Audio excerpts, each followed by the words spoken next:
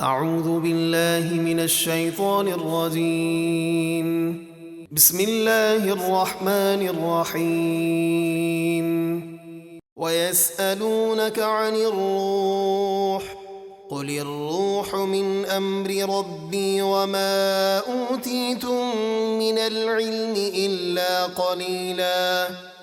اور اے حبیب، کفار آپ سے روح کی حقیقت کے بارے میں سوال کرتے ہیں۔ آپ فرما دیں کہ روح میرے رب کے حکم سے پیدا ہونے والی ایک چیز ہے، تم اس کی حقیقت نہیں سمجھ سکتے، اور تمہیں تو صرف تھوڑا سا علم دیا گیا ہے۔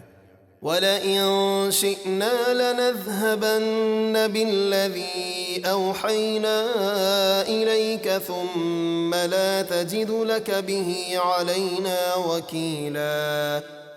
اور اگر ہم چاہتے تو قرآن کی صورت میں جو وحی ہم نے آپ کی طرف کی ضرور اسے لے جاتے اور اس کا نام و نشان باقی نہ رکھتے، پھر اس پر آپ ہمارے حضور اپنے لیے کوئی وکیل نہ پاتے۔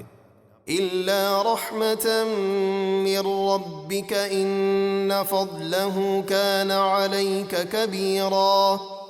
مگر آپ کے رب کی رحمت ہی ہے کہ اس نے قرآن کو محفوظ رکھا، بے شک آپ پر اس کا بڑا فضل ہے۔ بڑا فضل یہ ہے کہ اللہ نے آپ کو نبیوں کا سردار بنایا، آپ پر قرآن اتارا، شفاعت کبریٰ اور مقام محمود پر فائز کیا، آپ کے دین میں تا قیامت علماء اور اولیاء پیدا فرمائے۔ اللہ کے سوا کون ہے جو آپ کی عظمت کما حقہ جان سکے؟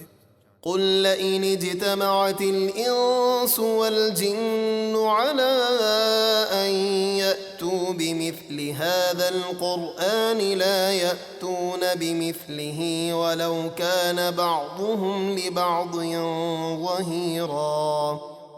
آپ فرما دیجئے، اگر سب انسان اور جن اس قرآن کی مثل کلام لانے پر متفق ہو جائیں تو وہ سب مل کر بھی اس کی مثل نہیں لا سکیں گے، اگرچہ وہ ایک دوسرے کے مددگار ہو جائیں۔ وَلَقَدْ صَرَّفْنَا لِلنَّاسِ فِي هَٰذَا الْقُرْآنِ مِن كُلِّ مَثَلٍ فَأَبَىٰ أَكْثَرُ النَّاسِ إِلَّا كُفُورًا۔ اور بے شک ہم نے اس قرآن میں لوگوں کی ہدایت کے لیے ہر قسم کی مثالیں طرح طرح سے بیان کی ہیں، تو اکثر لوگوں نے ناشکری کرنے کے سوا کچھ نہ مانا۔ وَقَالُوا لَن نُّؤْمِنَ لَكَ حَتَّىٰ تَفْجُرَ لَنَا مِنَ الْأَرْضِ يَنبُوعًا۔ اور کفار قریش کہنے لگے کہ ہم آپ پر ہرگز ایمان نہیں لائیں گے جب تک آپ ہمارے لیے زمین سے ایک چشمہ جاری نہ کر دیں۔ أَوْ تَكُونَ لَكَ جَنَّةٌ مِّن نَّخِيلٍ وَعِنَبٍ فَتُفَجِّرَ الْأَنْهَارَ خِلَالَهَا تَفْجِيرًا، أَوْ تُسْقِطَ السَّمَاءَ كَمَا زَعَمْتَ عَلَيْنَا كِسَفًا أَوْ تَأْتِيَ بِاللَّهِ وَالْمَلَائِكَةِ قَبِيلًا، أَوْ يَكُونَ لَكَ بَيْتٌ مِّن زُخْرُفٍ أَوْ تَرْقَىٰ فِي السَّمَاءِ وَلَن نُّؤْمِنَ لِرُقِيِّكَ حَتَّىٰ تُنَزِّلَ عَلَيْنَا كِتَابًا نَّقْرَؤُهُ قُلْ سُبْحَانَ رَبِّي هَلْ كُنتُ إِلَّا بَشَرًا رَّسُولًا۔